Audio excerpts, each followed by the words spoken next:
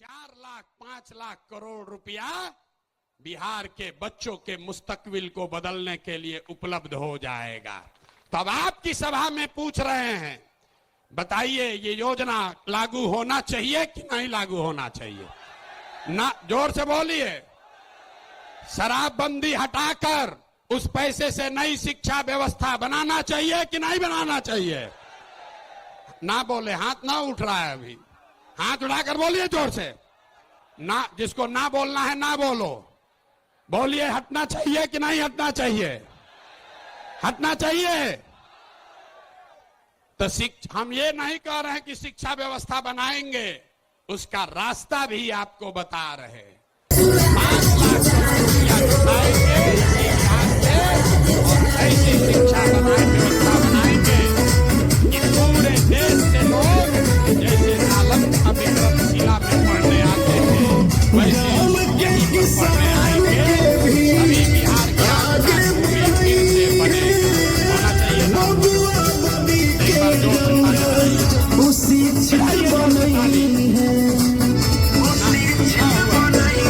अरे अपने बच्चों के शिक्षा व्यवस्था के लिए आप ताली में नहीं बजा रहे।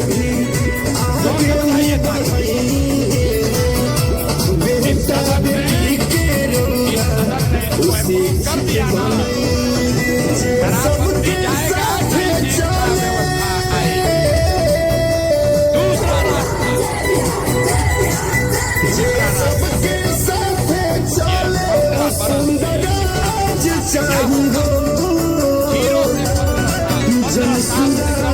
आपके जितने बच्चे हैं इतना बढ़िया पढ़ लेगा कि उसको बिहार की बोझ नहीं बनेगा।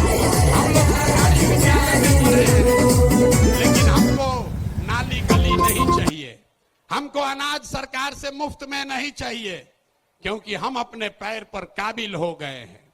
तो पहला लक्ष्य है कि 15 साल से कम उम्र के बच्चों के लिए इतनी अच्छी शिक्षा व्यवस्था बना दी जाए कि आने वाली पीढ़ी में कोई बच्चा बिहार की व्यवस्था पर बोझ न बने।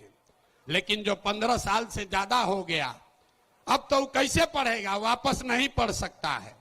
तो उसके लिए जन सुराज का दूसरा सूत्र है, 15 साल से 50 साल के उम्र तक के लोगों को जो फिर से वापस जाकर पढ़ाई नहीं कर सकता है, उसके लिए जन सुराज का मंत्र है, हर हाथ में उसको सरकारी नौकरी मिले या न मिले। हम कह रहे हैं कि साल भर में पलायन रोक देंगे, लोग कह रहा है कैसे रोक देगा? अभी इसी सभा में बताते हैं कैसे रोक देंगे। जन सुराज का मंत्र है, सरकारी नौकरी मिले या न मिले, 10 से 12 हजार रुपया का रोजी रोजगार सबको मिलना चाहिए। और ये मिलेगा कैसे? ये मिलेगा पूंजी के ताकत से। ये पूंजी आएगा कहां से? हम मन से कह रहे हैं, हमको विशेष राज्य का दर्जा नहीं चाहिए, हम लोग भिखारी नहीं हैं। हम आपको बताते हैं रास्ता, हमको नहीं चाहिए दिल्ली की मेहरबानी। बिहार के लोगों में, आपके बाजुओं में, हम लोग के दिमाग में सरस्वती की इतनी कृपा है कि हम लोग अपना रास्ता खुद बनाएंगे। वो लोग हमको क्या देगा? बिहार से हम लोग उनकी मदद करेंगे। तो रास्ता आपको बताते हैं। पिछले साल बिहार में हमने बिहार की जनता ने बिहार के बैंकों में पैसा जमा किया, 4,61,000 करोड़ रुपया। हमने मिलकर कितना पैसा जमा किया? 4,61,000 करोड़। और बैंकों ने हमको ऋण कितना दिया, लोन कितना दिया? 1,61,000 करोड़। बाकी 3 लाख करोड़ रुपया कहां गया? ये कोई चर्चा नहीं कर रहा है। हम आपको बताते हैं कहां गया। बैंकों ने ये पैसा, आपका हमारा गरीब बिहार का पैसा यहां से उठाकर गुजरात में, तमिलनाडु में, कर्नाटक में, आंध्र प्रदेश में भेज दिया। रिजर्व बैंक का आंकड़ा है, वो कहता है कि बिहार में अगर 100 रुपया लोग जमा करते हैं बैंक में, तो बैंक वाला 40 रुपया वापस लोन देता है। और गुजरात में अगर गुजराती 100 रुपया बैंक में जमा करता है तो उसको 90 रुपया वापस लोन मिलता है। तो अगर बिहार में बैंकों में जो पैसा हम लोग जमा कर रहे हैं लोन के तौर पर 70% पैसा भी अगर वापस मिलने लगे, जो देश का विधान है बैंकों को 70% पैसा वापस देना ही देना है, ताकि आप मोटरसाइकिल खरीद सकें, घर बना सके, बिजनेस कर सके, खेती कर सके। लेकिन बिहार में बैंक दे रहा है 40 पैसा। तो इसलिए ये तय किया गया कि बैंकों को ये मजबूर करेंगे कि तुम बिहार का पैसा ले जाकर गुजरात और तमिलनाडु में नहीं दे सकते हो। इसका फायदा क्या होगा? हर साल 2.5 लाख करोड़ रुपया, ध्यान रखिए, हर साल 2.5 लाख करोड़ रुपया बिहार के युवाओं को, यहां के किसानों को, यहां के महिलाओं को रोजी रोजगार करने के लिए लोन के तौर पर 4% सालाना ब्याज पर दिया जाएगा, ताकि हर आदमी अपने अपने घर में रोजी रोजगार कर सके। अब आप बताइए कि ये होना चाहिए कि नहीं होना चाहिए? हाथ उठाकर जोर से बताइए, इतने जोर से बोलिएगा, होना चाहिए कि नहीं होना चाहिए? हम लोग का रुपया गुजरात के आदमी को मिलना चाहिए, कर्नाटक के आदमी को मिलना चाहिए कि बिहार के लड़कों को मिलना चाहिए? जोर से बोलिए। जब हम लोग गुलाम थे तो क्या होता था? कपास का खेती हुआ बिहार में, फैक्ट्री है इंग्लैंड में, वहां फैक्ट्री में कपड़ा बना और वापस आकर फिर इसी देश में बिकता था। इसी के खिलाफ गांधी जी ने आंदोलन शुरू किया था। तो ये जन सुराज का आंदोलन है कि हमारा पैसा, बिहार के लोगों का पैसा, हमको बाहर का पैसा नहीं चाहिए, लेकिन कम से कम जो हम लोगों का पैसा है वो तो हम लोग को मिलना ही चाहिए। मिलना चाहिए ना भाई, मिलना चाहिए ना। तो 2.5 लाख करोड़ रुपया अगर सीडी रेशियो को, क्रेडिट डिपॉजिट रेशियो को सुधार दिया जाए तो बिहार के महिलाओं को, युवाओं को 2.5 लाख करोड़ रुपया अलग से हर साल मिलने लगेगा। और तीसरा संकल्प, तीसरा रास्ता, बिहार में जितना बुजुर्ग आदमी है अब वो न पढ़ सकता है न रोजी रोजगार कर सकता है, तो जन सुराज का संकल्प है कि 60 वर्ष से ज्यादा उम्र के हर महिला पुरुष को कम से कम 2,000 रुपया महीना पेंशन जरूर दिया जाए, ताकि कोई भी हम लोग का माँ बाप, चचा भैया, कोई गरीब आदमी कम से कम इज्जत से जरूर रह सके। आइए पूरा अगर बिहार के सारे बुजुर्गों को ये याद रखिए, ये प्रशांत किशोर का जुबान है, अगर कह रहे हैं कि मिलेगा तो इसका पूरा गुणा गणित किए हैं। अगर बिहार में 60 वर्ष से ज्यादा उम्र के हर महिला पुरुष को 2,000 रुपया देना है तो हर साल करीब करीब 6,000 करोड़ रुपया सालाना लगेगा। बिहार सरकार का बजट है 2.5 लाख करोड़ रुपया, तो 2.5 लाख करोड़ रुपया में से 6,000 करोड़ रुपया आपके हमारे बुजुर्गों के लिए खर्चा होना चाहिए कि नहीं होना चाहिए? ना हाथ उठाकर बताओ यार, मुंह से बताओगे तो नहीं। होना चाहिए, होना चाहिए। तो ये तीनों स्कीम पास कर दिए ना, तीनों स्कीम पास कर रहे हैं ना, ये तीनों स्कीम पास हुआ ना, तो बच्चे का जीवन सुधरा पढ़ाई से, युवाओं का जीवन सुधरा पूंजी से, बूढ़ों का जिंदगी सुधरा 2,000 रुपया पेंशन से, बच गए हमारी महिलाएं और किसान। यहां का किसान बहुत परेशान है। और नीतीश कुमार आजकल एक नया रोग छोड़ रहे हैं, सर्वे करा रहे हैं, घर घर में गोली चलवा देगा। भाई बहन, चचा भतीजा, बाबूजी भैया सब में मारा मारी करवा दिया है। कराया है कि नहीं कराया है? अपना खतियान निकालने के लिए लोगों को 2-4 हजार रुपया घूस देना पड़ रहा है।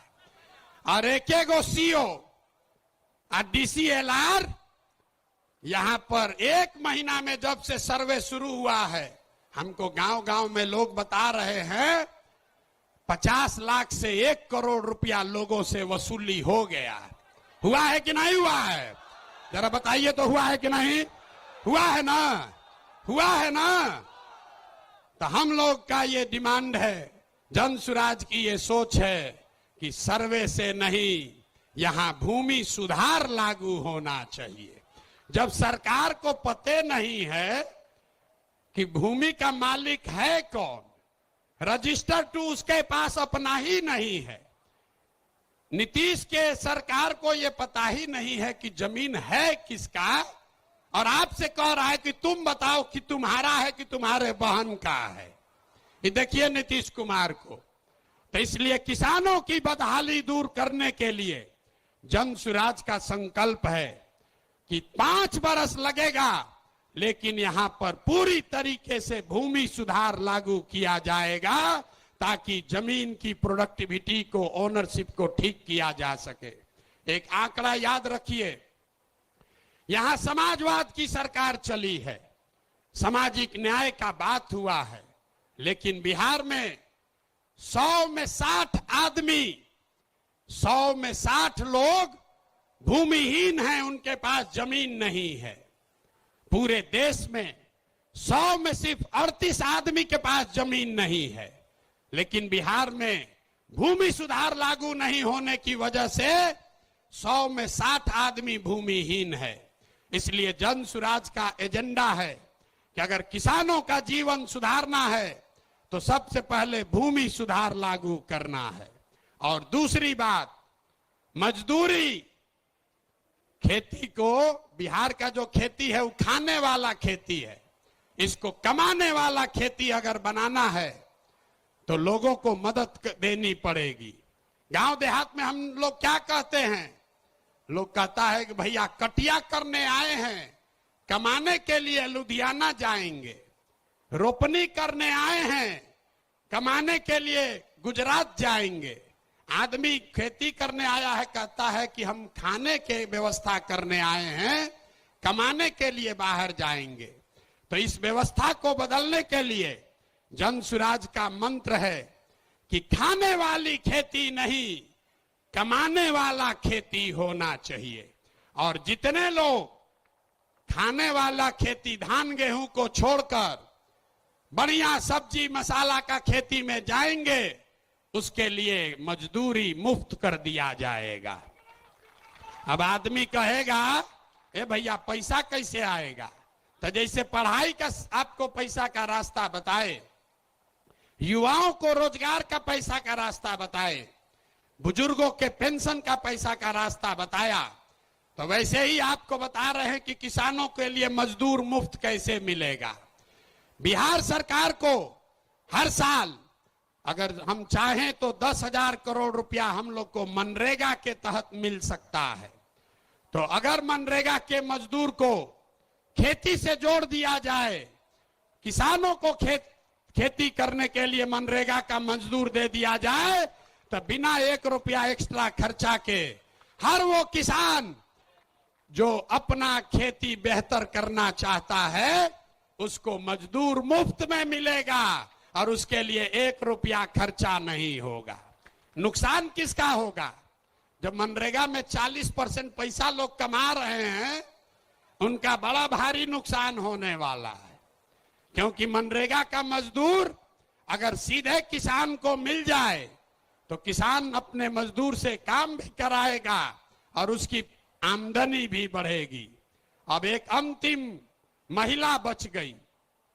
महिलाओं का अगर जीवन सुधारना है, सब महिला हमको गांव गांव में कही है, भैया हमको रोजी रोजगार करने के लिए कुछ साधन दीजिए। तो हम लोगों ने तय किया कि बैंकों को ये कहा जाएगा कि जो भी महिला लोन लेना चाहती है रोजी रोजगार के लिए, उसको 4% सालाना पर 4%, अभी जो जीविका वाला चल रहा है इसमें 2-2.5% महीना का लगता है, सालाना 30% ब्याज। और हम लोग कह रहे हैं कि सिर्फ 4% सालाना पर हर वो महिला जो कोई न कोई रोजी रोजगार करना चाहती है उसको सरकारी गारंटी पर लोन दिया जाएगा और बाकी का 6% सरकार देगी। होना चाहिए ना भाई? तो एक बार जरा हाथ उठाकर बताइए, ये पांचों एजेंडा पास कर रहे हैं आप? ये पांचों एजेंडा पास कर रहे हैं ना? इसको आगे बढ़ाया जाए ना? ये पांचों से भला होगा ना बिहार का? तो ये सब हो जाएगा तब ना होगा जब सरकार बनेगा। सरकारें नहीं बनेगा तो खाली भाषणे होगा। तो सरकार बनाने के लिए लोग कहे ये भैया पैदले चलते रहिएगा, पटिया न बनवाइए। तब पार्टी बन गया, पार्टी बन गई, लेकिन हमने आपसे वादा किया था कि हम इसके नेता नहीं बनेंगे। नेता तो कोई बिहार का लड़का ही बनेगा, कोई बिहार का बच्चा बनेगा। लोगों ने कहा कि आपके जितना तो कोई काबिल आदमी बिहार में मिलेगा नहीं। हम आपको अभी दिखाते हैं, आपके मंच के सामने यही खड़ा करेंगे कि अब दल बना है और दल का नेतृत्व जिस व्यक्ति को दे रहे हैं, दल का नेतृत्व जिसको दे रहे हैं, कार्यवाहक तो अध्यक्ष जिसको नियुक्त किया जा रहा है, देखिए कैसे सब एकदम ध्यान से सुनने को खड़ा हो। अपना बच्चा का बात हुआ तो सो रहा था, आज जैसे बोले कि दल का अध्यक्ष घोषित कर रहे हैं तो देखिए कैसे सजग हो गया। तो जो अभी दल के अध्यक्ष बनेंगे उनका परिचय कराऊं, उससे पहले आपको बता रहा हूं कि ये कार्यवाहक अध्यक्ष हैं। इनका चुनाव मार्च तक फिर से किया जाना है, लेकिन 2 अक्टूबर को हमने आपसे वादा किया था कि दलित समाज का, हमने नहीं कहा था, हमारे सारे साथियों ने कहा था कि दलित समाज का कोई व्यक्ति, दलित समाज का कोई व्यक्ति इस दल का नेता बनेगा। इसलिए नहीं कि वो दलित है, इसलिए नहीं कि कोई अति पिछड़ा है, इसलिए कि वो सबसे काबिल आदमी है जो दलित भी है। ये फर्क समझिए। नेता का नाम सुनने से पहले इस फर्क को समझिए। जब हमने कहा कि जिसकी जितनी संख्या है उसको उतनी भागीदारी दी जाएगी, तो लोगों ने कहा कि ये भी तो वही जात पात बतिया रहे हैं। नहीं, जन सुराज में जात पात के आधार पर जगह नहीं मिल सकता है, लेकिन जन सुराज की सोच है कि हर समाज में काबिल आदमी है और हर काबिल आदमी का कोई न कोई जाति है, समाज है। तो अगर बनाने वाले के नियत में, बांटने वाले के नियत में खोट न हो तो ये बिल्कुल संभव है कि काबिल लोगों के बीच से जिस समाज की जितनी संख्या है उतने काबिल लोगों को लाकर जगह दे दी जाए। तो अभी जिनका मैं नाम ले रहा हूं, मेरी एक भी रील वायरल नहीं हो रही थी। ये देखिए 1300 व्यूज, 1500 व्यूज, 1200 व्यूज। फिर मैंने एक सीक्रेट जगह से रील वायरल करना सीखा। हमारे साथी जिनको ये जिम्मेवारी दे रहा हूं, सभी से सलाह करने के बाद जिनके नाम पर सबकी सहमति है, वो सज्जन यहां मधुबनी के हैं, मधुबनी के गांव में पैदा हुए, यही सरकारी विद्यालय से पढ़े, जमुई के सरकारी विद्यालय से पढ़ा हुआ ये बच्चा नेतरहाट गया। नेतरहाट से पास होने के बाद आईआईटी कानपुर गए और आईआईटी कानपुर से इलेक्ट्रिकल इंजीनियर बने। फिर वहां से आईआईटी दिल्ली गए, वहां से एमटेक करना शुरू किया। इसी बीच में इंडियन फॉरेन सर्विस में भी सेलेक्ट हो गए। तो बिहार के इस मिट्टी के लाल के सम्मान में जिनका नाम है मनोज भारती, मैं एक बार चाहूंगा कि सब लोग ताली बजाकर स्वागत कीजिए और दल के अध्यक्ष के तौर पर जोरदार ताली बजाइए।